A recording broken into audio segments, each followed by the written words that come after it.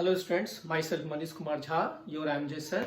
Welcome you all to your favorite channel Manish Mania. आज हम लोग क्लास 9th का जो फिजिक्स में हम लोगों ने मोशन चैप्टर स्टार्ट किया था।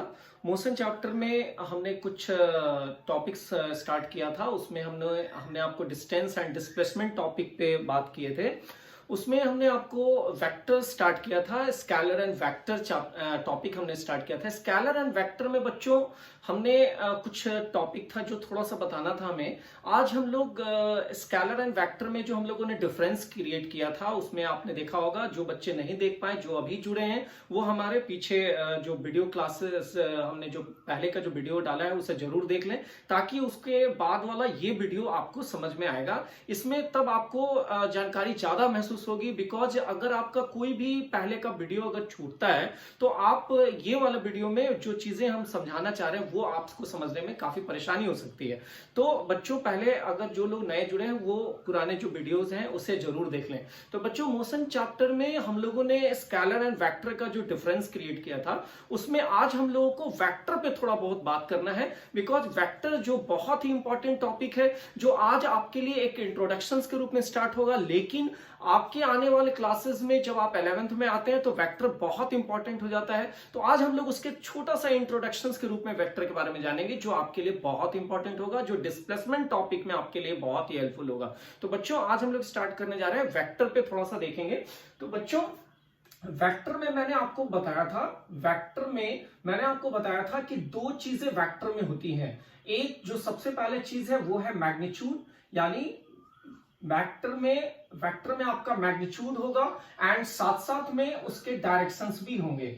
तो बच्चों मैग्नीट्यूड के साथ साथ डायरेक्शन, जिस क्वांटिटी में मैग्नीट्यूड और डायरेक्शंस दोनों ही होते हैं उसे हम लोग वेक्टर क्वांटिटी कहते हैं। तो बच्चों मैंने आपको ये बताया था कि मैग्नीट्यूड का मतलब बेसिकली क्या होता है, वैल्यू, यानी जिस किसी चीज का वैल्यू भी उसमें होगा। जैसे कि अगर हम लोग डिस्प्लेसमेंट की बात कर रहे हैं तो लेंथ, वहां भी डिस्प्लेसमेंट भी एक लेंथ ही है। तो 10 मीटर बोलते हैं, 20 मीटर बोलते हैं, तो ये जो न्यूमेरल पार्ट होता है और साथ में जो यूनिट होती है वो उसका मैग्नीट्यूड होता है, उसका वैल्यू होता है। एंड इसके साथ साथ वहां पर एक डायरेक्शंस भी यूज करते हैं, बिकॉज आपको पता है कि नॉर्थ, ईस्ट, साउथ, वेस्ट, ये सब हमारे डायरेक्शंस होते हैं। लेकिन कहीं आप जब सीनियर क्लासेस में जाते हैं तो यही डायरेक्शंस एक एंगल के रूप में भी सामने आता है। जब आप लोग सीनियर क्लासेस में जाएंगे तो वहां पे एंगल के रूप में, यानी एंगल को भी डायरेक्शंस के रूप में इस्तेमाल किया जाता है। तो बच्चों अभी हम लोग जो बात करने जा रहे हैं वो वेक्टर पे बात कर रहे हैं। वेक्टर के पास मैग्नीट्यूड होगा और डायरेक्शंस होगा। तो वेक्टर में थोड़ा सा जो इंट्रोडक्शंस के रूप में हमें अभी बात करना है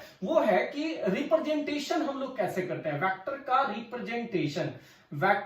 रिप्रेजेंटेशन। तो याद रखना बच्चों, वेक्टर को हम लोग एरो से रिप्रेजेंट करते हैं। ये जो साइन होता है वो हमारा वेक्टर को रिप्रेजेंट करता है। तो ये जो एरो आप देख रहे हैं, इसका जो ये आप लेंथ देख रहे हैं यहां से यहां तक, इसको हम लोग बोलते हैं टेल, और ये जो होता है इसको हम लोग बोलते हैं हेड। तो बच्चों एरो का जो हेड है वो भी कोई ना कोई चीज को इंडिकेट करता है। तो एरो का जो हेड है वो हमारे डायरेक्शंस को इंडिकेट करता है। बच्चों एरो का जो हेड है वो डायरेक्शंस को इंडिकेट करता है, और जो टेल होता है वो हमारा मैग्नीट्यूड को इंडिकेट करता है।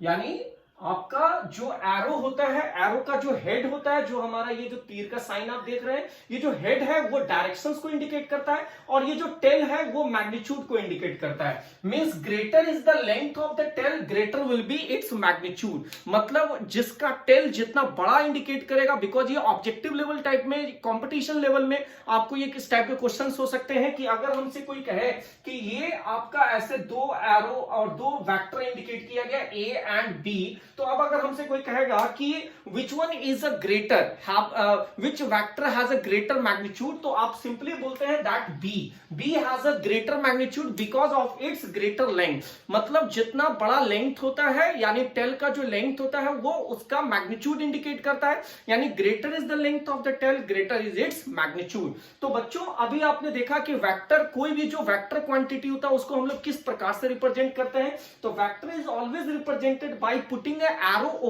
ओवर हेड, यानी आपका जो एरो साइन है वो वेक्टर के लिए रिप्रेजेंट करता है। जैसे फॉर एग्जांपल अगर हम लोग अब जैसे फोर्स, जैसा आपने क्लास 8 में पढ़ा था फोर्स के बारे में, तो फोर्स भी एक वेक्टर क्वांटिटी होता है। तो अब जब हम लोग फोर्स के लिए एफ यूज करते हैं वहां पे एरो साइन लगा होता है। इसका मतलब ये इंडिकेट कर रहा है कि force is a vector quantity. तो जिस किसी भी क्वांटिटी का जो सिंबॉलिक रिप्रेजेंटेशन है, उस सिंबॉलिक रिप्रेजेंटेशन पे अगर आप एरो का साइन देख रहे हैं तो आपको समझ जाना होगा कि वो जो क्वांटिटी दिखलाया जा रहा है वो क्वांटिटी एक वेक्टर क्वांटिटी है। तो जिस किसी के भी सिंबल के ऊपर एरो साइन यूज किया जा रहा है, आप समझ जाना कि वो एक वेक्टर क्वांटिटी है। तो जैसे आपका यहां पे ये फोर्स है, जो अभी हमने बताया आपको क्लास 8 में फोर्स के बारे में आपने पढ़ा है। तो फोर्स के लिए हम लोग सिंबल एफ यूज करते हैं और एफ के ऊपर एरो अगर अब लगाना होता है ताकि, क्योंकि हम जानते हैं कि फोर्स हमारा वेक्टर क्वांटिटी है। उसी प्रकार से जो आपका डिस्प्लेसमेंट है,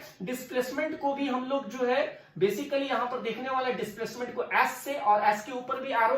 वेलोसिटी अगर हम लोग यूज करते हैं तो दैट इज वेलोसिटी के लिए हम लोग वी यूज करते हैं एंड यहां पे हम लोग ऐसा साइन लगाते हैं। तो बच्चों जितने भी वेक्टर क्वांटिटी होंगे सबके ऊपर अब आपको एरो साइन पुट अप करना होता है ताकि वो इंडिकेट करे कि these quantity are vector quantity. तो अभी आपने वेक्टर जाना, वेक्टर को कैसे रिप्रेजेंट करते हैं वो आपने जान लिया। तो बच्चों अब हम लोग को मतलब थोड़ा सा इंट्रोडक्शंस के रूप में बात करना है, क्योंकि अभी बेसिकली आप 9th में, मैंने आपको जैसे बताया कि 9th जस्ट इंट्रोडक्शंस के रूप में आएगा। बहुत सारी चीजें चूंकि आपके लिए एक नया फील होता है, इसलिए यहां पर एक इंट्रोडक्शंस के रूप में हम आपको बताना चाह रहे हैं। तो बच्चों यहां पर आपने वेक्टर और रिप्रेजेंटेशन जान लिया। अब हम लोग को जानना है बच्चों की वेक्टर क्वांटिटी में जो वेक्टर क्वांटिटी है हमारा, उसका जो हमने आपको बताया था उसके डिफरेंस में, यानी जो ऐड और सब्सट्रैक्ट हम लोग करते हैं, ऐड और सब्सट्रैक्ट अगर हम लोग करते हैं तो जैसे अगर मान लीजिए ए कोई वेक्टर है प्लस बी कोई वेक्टर है, इस दोनों का जो अगर हमको ऐड करना होगा तो यानी इसके लिए हमें सिंपल अलजेब्रा यूज नहीं होगा। सिंपल अलजेब्रा हम लोग यूज नहीं करते हैं, वेक्टर का कुछ नियम होता है, वेक्टर लॉज हम लोग इस्तेमाल करते हैं। तो अगर ये दो वेक्टर है तो सिंपल हम लोग अलजेब्रा जैसे 2 + 2 लिख दिए, 2 + 2 दैट इज 4, लेकिन उस तरह के जो ऐड होते हैं वो सिंपल अलजेब्रा है। तो यानी कोई भी जो वेक्टर क्वांटिटी है उस वेक्टर के क्वांटिटी को ऐड करने के लिए अब हम सिंपल अलजेब्रा का इस्तेमाल नहीं करते, वेक्टर लॉ का इस्तेमाल करते हैं। तो ऐड और सब्सट्रैक्ट करने के लिए बच्चों यहां पर 3 जो हम लोग इस्तेमाल करते हैं, बेसिकली आपको सीनियर क्लासेस में बताई जाती है। तो उसमें जो 3 लॉज है वो है, सबसे पहला जिसको हम लोग बोलते हैं ट्रायंगुलर लॉ। उसके बाद जो होता है that is parallelogram law, and एक जो होता है जिसको हम लोग बोलते हैं पॉलीगोनल लॉ। तो बच्चों ऐड और सब्सट्रैक्ट करने के लिए यहां पर किसी भी वेक्टर को ऐड और सब्सट्रैक्ट करने के लिए 3 लॉज का इस्तेमाल हम लोग कर सकते हैं, ट्रायंगुलर लॉ, पैरेललोग्राम का लॉ और पॉलीगोनल लॉ। तो बच्चों ये मैंने मतलब एक बेसिकली इंट्रोडक्शंस के रूप में हम आपको बताना चाह रहे हैं। अगर आपको इससे में भी और डिटेल में पढ़ना हो तो अभी हमारा 11th क्लास के लिए भी वेक्टर क्वांटिटी हम स्टार्ट करने जाएंगे। तो मेरा जो वो वीडियो आएगा तो बहुत सारे ऐसे बच्चे हैं जो 9th क्लास में रहते हुए बहुत ही हायर क्लासेस के बारे में भी पढ़ना चाहते हैं। तो जब वो 11th क्लास के लिए वेक्टर हम स्टार्ट करेंगे तो आप वो वीडियो भी देख सकते हैं ताकि आपको ज्यादा से ज्यादा इंफॉर्मेशन मिल सके। तो बच्चों यहां पर आप सिंपल अलजेब्रा नहीं लगा करके कभी भी ऐड और सब्सट्रैक्ट अगर वेक्टर को करना होता है तो 3 लॉज इस्तेमाल होता है, ट्रायंगुलर लॉ, पैरेललोग्राम का लॉ और पॉलीगोनल लॉ, जिसका इस्तेमाल बेसिकली अभी हम लोग ट्रायंगुलर लॉ थोड़ा बहुत हम लोग को देखना होता है, तो आज हम लोग उसके बारे में भी थोड़ा सा बात करेंगे। बाकी जो लॉज है वो आपको सीनियर क्लासेस में मिलता है, बिकॉज वहां पे कुछ एंगल्स वगैरह आते हैं तो उस एंगल्स में आपको ट्रिग्नोमेट्री वगैरह का भी इस्तेमाल होता है। तो बेसिकली बच्चों 9th क्लास में बहुत साल पहले ट्रिग्नोमेट्री जो मैथ्स है, मैंने आपको बताया कि फिजिक्स का लैंग्वेज मैथ्स है, तो मैथ्स के कैलकुलेटिव जितना आप कैलकुलेशन या मैथ्स जितना पढ़ते हैं उतना आप फिजिक्स को जानने लायक बनते हैं। तो बेसिकली बहुत साल पहले जब मैथ्स होता था तो उसमें ट्रिग्नोमेट्री भी होती थी, तो इंट्रोडक्शन के रूप में ट्रिग्नोमेट्री होती थी। लेकिन अब चूंकि 9th के मैथ्स में ट्रिग्नोमेट्री पूरी तरह से हटा दिया गया है, जिसके कारण आपको इन सब चीजों में जानने के लिए पहले ट्रिग्नोमेट्री भी देखना होगा। तो ट्रिग्नोमेट्री हम लोग इसमें जानेंगे इस टॉपिक में, यानी मोशन चैप्टर में डिस्प्लेसमेंट में कुछ अच्छे क्वेश्चंस जानने के लिए आपको ट्रिग्नोमेट्री भी जानना होगा। तो हर आप वीडियो देखेंगे series wise, line by line आप वीडियो देखेंगे ताकि आपको समझने में काफी आसानी हो सके। तो बच्चों बेसिकली जो हम लोग यहां पे लगाते हैं, सपोज करिए यहां पे जो हम लोग यूज करते हैं वो ट्रायंगुलर लॉ है। जैसे सपोज कीजिए ये एक वेक्टर हो गया और ये दूसरा हमारा वेक्टर हो गया, तो हम जानते हैं कि यहां पर जो अगर हमें ये अगर सिंबल ऐसे निकालना हो तो हम लोग बेसिकली क्या लगाते हैं, आपको पता है, दैट इज ट्रायंगुलर लॉ। यानी हमारा यहां पर जो बेसिकली हम लोग यूज करते हैं वो ऐसे केस में हम लोग ट्रायंगुलर लॉ करते हैं। यहां पर हमारा पाइथागोरस थ्योरम हो जाता है। तो यहां पर पाइथागोरस थ्योरम के रूप में हम लोग यूज करते हैं। अगर हमको a प्लस बी का ये निकालना होता है तो हम पाइथागोरस से यूज करते हैं। दैट इज हमारा यहां पर रिजल्टेंट हो जाता है root under a square plus b square plus 2ab cos theta, 2ab cos theta. ये सब थोड़ा सा आपके लिए एक नया होता है, बिकॉज मैंने बताया कि वेक्टर बहुत ही वास्ट टॉपिक भी है थोड़ा सा। तो यहां पर ये फॉर्मूला आपको समझने में थोड़ी सी परेशानी होगी, लेकिन इसमें आपको घबराने की जरूरत नहीं है, बिकॉज यहां पर आपको मैंने बताया कि दो एंगल के बीच में, यहां पर दो एंगल के बीच में क्या दिया हुआ है, दैट इज 90 डिग्री। एंड आपको पता है बच्चों की यहां जो आपका आएगा जैसे a square plus b square and 2ab आप रहने देते हैं, एंड यहां पर आप जैसे cos 90 डिग्री यूज करेंगे तो यहां पे रूट अंडर क्या हो जाएगा, a square plus b square plus 2ab, और cos 90 का जो वैल्यू होता है बच्चों 0 होता है, तो रूट अंडर क्या हो जाता है, a square plus b square, because यहां पर आपका ये टोटल रिजल्टेंट 0 हो जाएगा। तो ये आपका आंसर आ जाएगा अगर आपको ऐड करना है। तो बच्चों आप बताइए कि ये वाला जो रिलेशन है वो बेसिकली हम लोग क्या बोलते हैं। आप देखो कि ये जो रिलेशन आया वो रिलेशन कौन सा है, अगर ये निकालना है तो हमारा ये रिजल्टेंट होता है, दिस इज आर वेक्टर। तो ये आर वेक्टर निकालने का यानी रिजल्टेंट, यानी अगर हमको a प्लस बी निकालना है, ये रिजल्टेंट निकालना है, तो इसके लिए हम लोग root under a square plus b square plus 2ab cos theta use करते हैं, इसको हम लोग रिजल्टेंट कहते हैं। तो आपको थोड़ा समझने में परेशानी होगी, आप हमारे कमेंट सेक्शन में जरूर डालेंगे कि अगर आपको ये चीज समझने में थोड़ी परेशानी हो रही है, हम इसको और क्लेरिफाई करेंगे। फिर भी अगर आपको परेशानी हो रही होगी तो आप हमारे कमेंट सेक्शन में जरूर डालें। तो बच्चों यहां पे मैंने एक फॉर्मूला लिखा है कि ये आपका जो फॉर्मूला हमने जो लिखा है ये ट्रायंगुलर लॉ है। तो ट्रायंगुलर लॉ में जब कभी भी दो वेक्टर दिया हो और वो वेक्टर अगर सपोज करिए कि आपको 2ab मतलब अगर रिजल्टेंट निकालना है, दोनों का ऐड निकालना है, तो a square plus b square plus 2ab cos theta यानी दोनों का सम करना है, तो हम ये निकालते हैं। तो ये फॉर्मूला ये किसी भी एंगल के लिए यूज होता है, लेकिन यहां पर हम आपको ये बताना चाह रहे हैं कि आप लोगों में बेसिकली जो 90 डिग्री का एंगल यूज किया जाता है, एक ट्रायंगल जो हम लोग यूज कर रहे हैं, राइट ट्रायंगल यूज कर रहे हैं, तो दो वेक्टर के बीच में कितने एंगल को दिखाया जा रहा है, 90 डिग्री। तो आपको पता होना चाहिए कि जो cos 90 है वो वैल्यू 0 होता है। ऐसे हम लोग जब ट्रिग्नोमेट्री बताएंगे तो आपको और ज्यादा समझ में आएगा, लेकिन ये ट्रायंगुलर लॉ समझिए कि जब कभी भी दो को हमको ऐड करना है तो a square plus b square plus 2ab cos theta यानी a square plus b square plus 2ab। अब हमको जब 90 डिग्री, दोनों एंगल के बीच में 90 डिग्री है, तो cos 90 यूज कर दिया, cos 90 का वैल्यू 0 होता है, तो रिजल्टेंट हमारा क्या आ गया, ए स्क्वायर प्लस बी स्क्वायर, यानी बेसिकली उसके जो वैल्यू है ए और बी का जो वैल्यू है उस दोनों का स्क्वायर कर दे। तो आपको पता चल रहा होगा कि ये दोनों अब इसमें किस तरह का रिलेशन शो कर रहा है, यही हमारा पाइथागोरस थ्योरम के रूप में भी सामने आ रहा है। तो इस पर हम आपको कुछ एक आध क्वेश्चन जब देखेंगे तो आपको ज्यादा समझ में आएगा। तो चलिए इस पर हम लोग एक क्वेश्चंस देखते हैं ताकि आपको समझने में कोई परेशानी ना हो। ये जो अभी हमने फॉर्मूला लिखा था वो बहुत ही इंपॉर्टेंट फॉर्मूला था, वो किसी भी एंगल के लिए आपका इस्तेमाल में आएगा रिजल्टेंट निकालने के लिए। तो बच्चों अब हम लोग सीधे टॉपिक पे चलते हैं, बिकॉज हमारा जो डिस्टेंस एंड डिस्प्लेसमेंट टॉपिक था वो हमारे 9th क्लास के मोशन का बहुत ही फर्स्ट टॉपिक है, उसी को समझना सबसे इंपॉर्टेंट है। तो बच्चों यहां पे हम लोग लिख रहे हैं, टॉपिक है हमारा डिस्टेंस एंड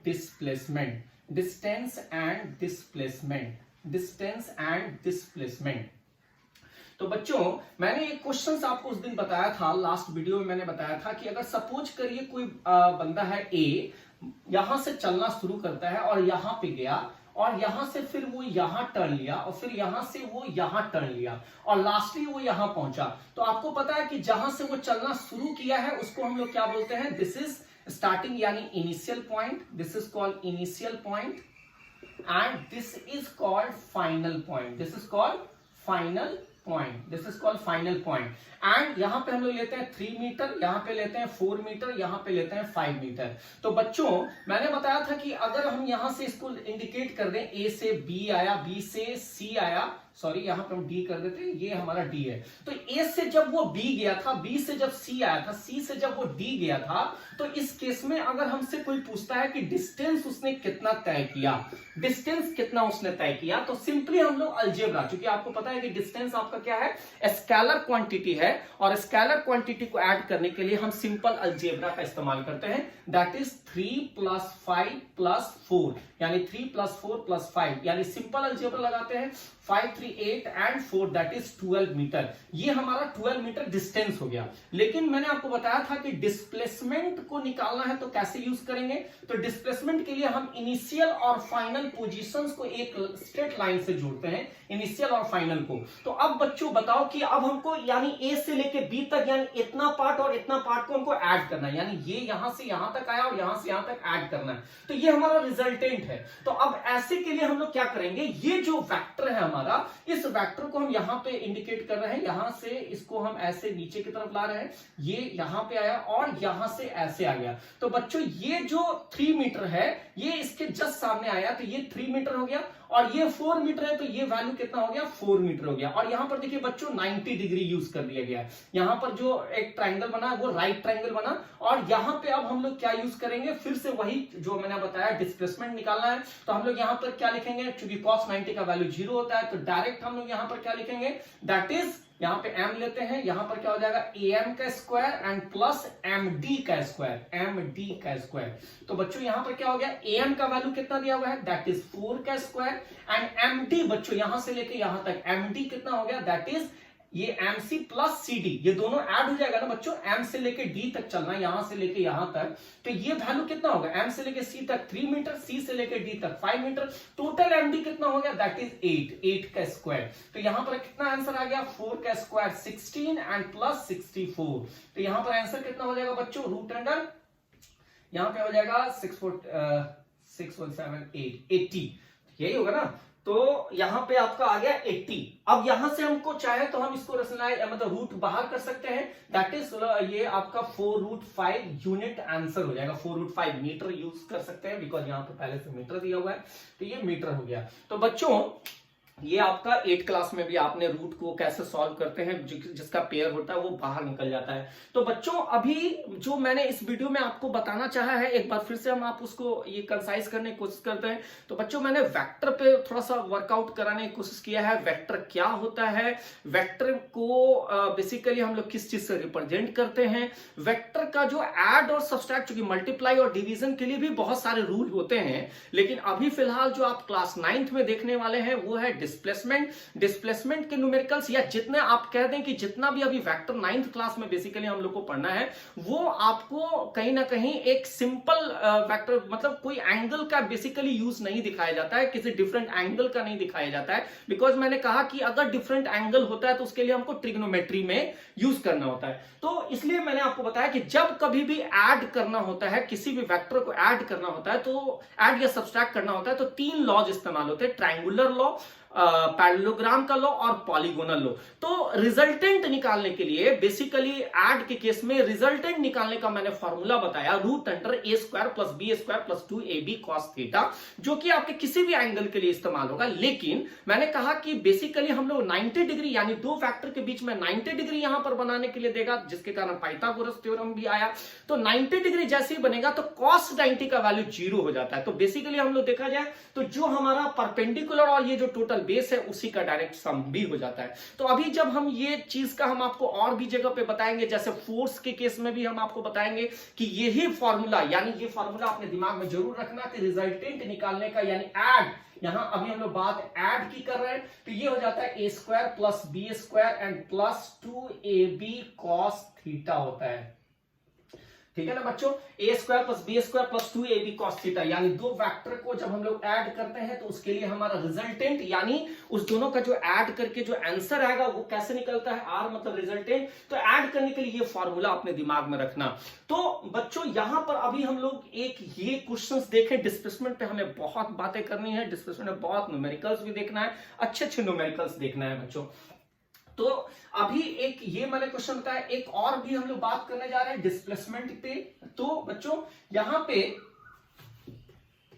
मैंने बताया कि ट्रायंगुलर लॉग कहां से आया, कैसे आया, ये डायरेक्ट आपको अब कोई कहेगा कि भाई सर आपने जो है इसको डायरेक्ट ऐसे लेकर के ये जो बनाया था इसमें ये और ये का पाइथागोरस का थ्योरम कैसे आ गया, तो आप बताएंगे कि वहां पर 90 है और cos 90 का वैल्यू 0 होता है, इसीलिए वहां पर वो डायरेक्टली मैंने आपको बताया कि पाइथागोरस थ्योरम उसके इसी फॉर्मूला से कैसे आया वो मैंने आपको समझाया कि आखिर वो कैसे हो रहा है।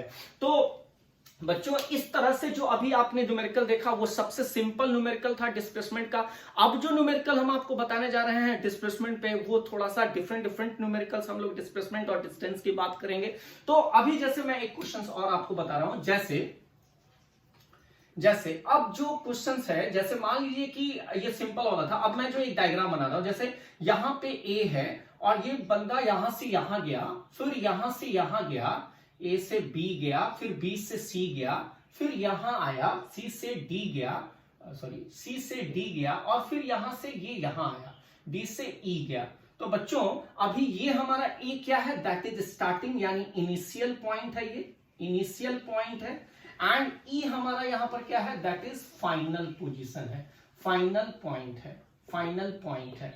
तो बच्चों यहां पर अब ऐसे क्वेश्चंस को बनाने के लिए आपको क्या करना चाहिए, तो जैसे सबसे पहले यहां पे 3 मीटर हम लेते हैं, यहां पे 5 मीटर लेते हैं, यहां पे हम लोग 4 मीटर लेते हैं, यहां पे हम लोग 1 मीटर लेते हैं। तो ये आप तो डिस्टेंस आपको बहुत ही सिंपल है, डिस्टेंस तो आप फटाक से निकाल लेंगे। डिस्टेंस इज इक्वल टू कितना हो जाएगा बच्चों, दैट इज 3 + 5 + 4 + 1, यानी डिस्टेंस निकालने के लिए डायरेक्ट ऐड कर दिया, यहां से यहां 3 मीटर, फिर यहां से यहां 5 मीटर, फिर यहां से यहां 4 मीटर और यहां से यहां 1 मीटर। तो 3 + 5 + 4 + 1 दैट इज 5 3 8 4 12 एंड 1 13 मीटर हमारा यहां पे आंसर आ गया। तो डिस्टेंस निकालना बहुत ही सिंपल है, हम लोग सिंपली ऐड कर देते हैं, तो डिस्टेंस में कोई प्रॉब्लम नहीं है। लेकिन फिर यहां पे टॉपिक आया कि सर अब इसका डिस्प्लेसमेंट कैसे निकालेंगे। तो सबसे पहले मैंने डिस्प्लेसमेंट क्या बोला था, स्टार्टिंग पॉइंट और फाइनल पॉइंट को एक स्ट्रेट लाइन से जोड़ देना है, तो मैंने ये स्ट्रेट लाइन जोड़ दिया। अब बच्चों अब आप बताओ कि ये लाइन का वैल्यू यानी डिस्प्लेसमेंट हमें कैसे निकलेगा।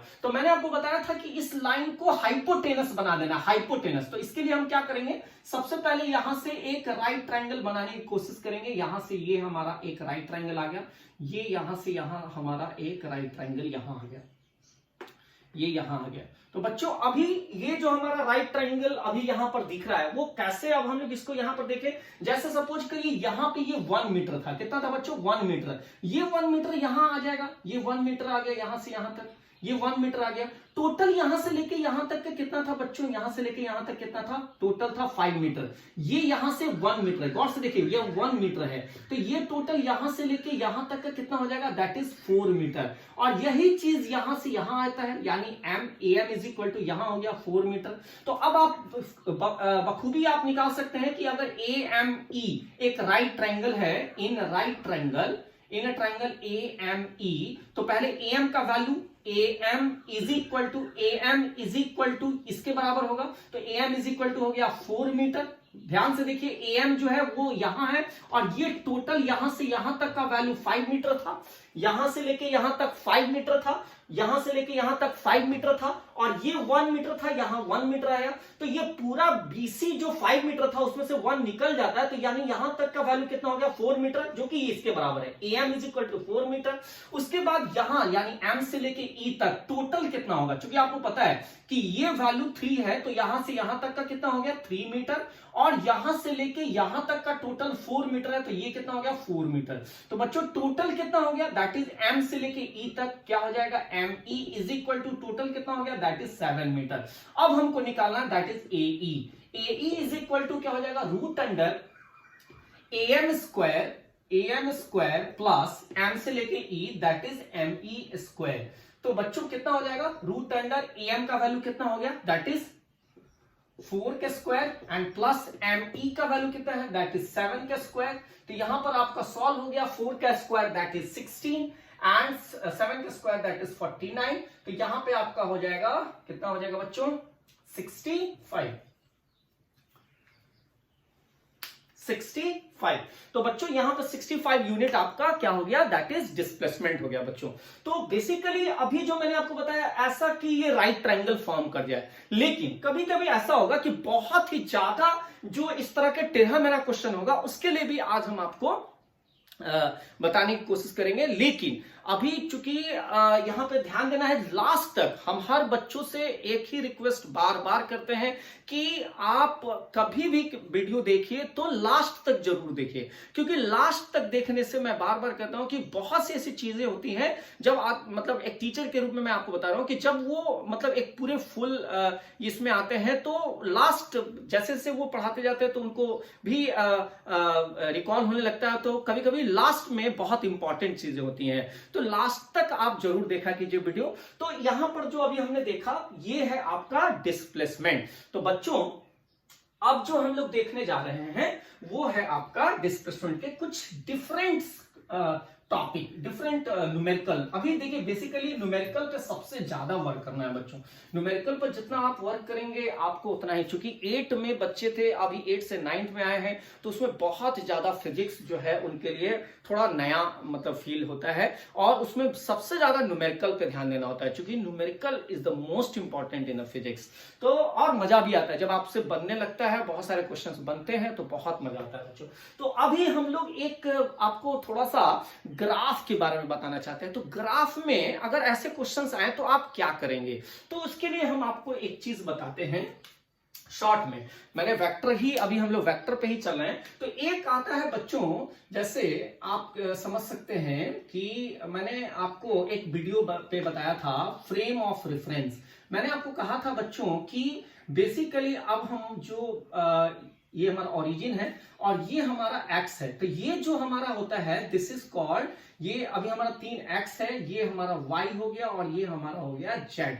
तो बच्चों मैंने बताया था ये ओरिजिन है और ये 3 एक्सिस इस्तेमाल करें, एक्स एक्सिस, वाई एक्सिस और जेड एक्सिस। तो बच्चों एक्स एक्सिस पर जो भी वैल्यू होते हैं उसको हम लोग आई से इंडिकेट करते हैं, वाई एक्सिस पर जो भी वैल्यूज होते हैं उसे हम लोग जे से इंडिकेट करते हैं, और जेड एक्सिस पर जो भी वैल्यू होते हैं उसको हम लोग के से इंडिकेट करते हैं, आई वेक्टर, जे वेक्टर एंड के वेक्टर। फिर से एक बार इंडिकेट कर लीजिए, आई का मतलब यहां पर इंडिकेट कर लीजिएगा एक्स एक्सिस पर जो भी वैल्यूज होंगे एक्स एक्सिस पर उसे हम लोग आई वेक्टर से इंडिकेट करते हैं, वाई एक्सिस में जो भी वैल्यूज होते हैं उसे हम लोग जे वेक्टर से इंडिकेट करते हैं, और जेड एक्सिस में जो भी वैल्यूज होते हैं उसे हम लोग के वेक्टर से इंडिकेट करते हैं। ये 3 चीजें आपको दिमाग में रखना होगा, ताकि अगर आपको कुछ देखिए बनने के लिए तो वहां भी आपको, लेकिन अब जो मैं आपको बता रहा हूं ये बहुत ही सिंपल तरीका है जिससे आप बहुत ही आसानी से बना सकते हैं। तो यहां पर एक चीज जो हम लोग सामने ला रहे हैं वो है दैट इज, अगर हमको रिजल्टेंट निकालना हो तो root under X square plus Y square plus Z square, यानी इसके से भी हम लोग रूट, मतलब अभी एप्लीकेशन हम आपको बता रहे हैं ये सब कैसे आया नहीं आया, इस पर हम लोग को बहुत समय मिलेगा। अब आगे जाकर के जब हम लोग वेक्टर पे बहुत सारी बातें करेंगे तो आपको समझने सीखने के बहुत सारे मौका मिलेगा, और हमारा जब 11th का वेक्टर का वीडियो आएगा तो उसमें आपको ये सारी चीजें देखकर आप समझ भी सकते हैं, जो भी अच्छे स्टूडेंट है। लेकिन अभी बेसिकली हमें एप्लीकेशन पर ध्यान देना है कि जब भी अगर हमको रिजल्टेंट निकालना हो तो direct X square plus Y square plus Z square हम लोग करेंगे तो हमारा रिजल्टेंट आ जाएगा। यानी ऐड के केस में हमें अगर करना हो तो हम यहां पे ऐसे भी निकाल सकते हैं, X square plus Y square plus Z square, ये रिजल्टेंट निकालने का एक फॉर्मूला भी है। तो बच्चों अभी हम लोग पहले इसका एप्लीकेशन देखेंगे कि इस पर कैसे होगा। तो अब एक चीज और, इस पर एक बहुत ही ये हम लोग फ्रेम ऑफ रेफरेंस की बात कर रहे थे, फ्रेम ऑफ रेफरेंस की बात कर रहे थे। अभी बच्चों ये फ्रेम ऑफ रेफरेंस पे बात कर रहे थे। अभी एक ग्राफ में आप लोग अभी तक सीखे होंगे, ग्राफ में आपने सीखा होगा कि ये जो लाइन होता है ये बेसिकली आपको याद होगा 8th क्लास में आपने पढ़ा है, ये हमारा ओरिजिन है और ये हमारा x है, ये हमारा x डैश है, ये हमारा y है और ये हमारा y डैश है। तो बच्चों इस पर जितने भी वैल्यूज होते हैं, इस पर जितने भी वैल्यूज होते हैं, यानी राइट साइड में आप कहते हैं कि इस पर हमारा सारा का सारा वैल्यू प्लस होता है, इस साइड में जब भी होता है तो ये माइनस होता है, इस साइड में ऊपर जब भी होता है तो दैट इज प्लस होता है, एंड यहां नीचे की तरफ जो आता है वो माइनस होता है। तो बच्चों वेक्टर में जो डायरेक्शंस होता है ये प्लस और माइनस भी उसके डायरेक्शंस को रिप्रेजेंट करते हैं।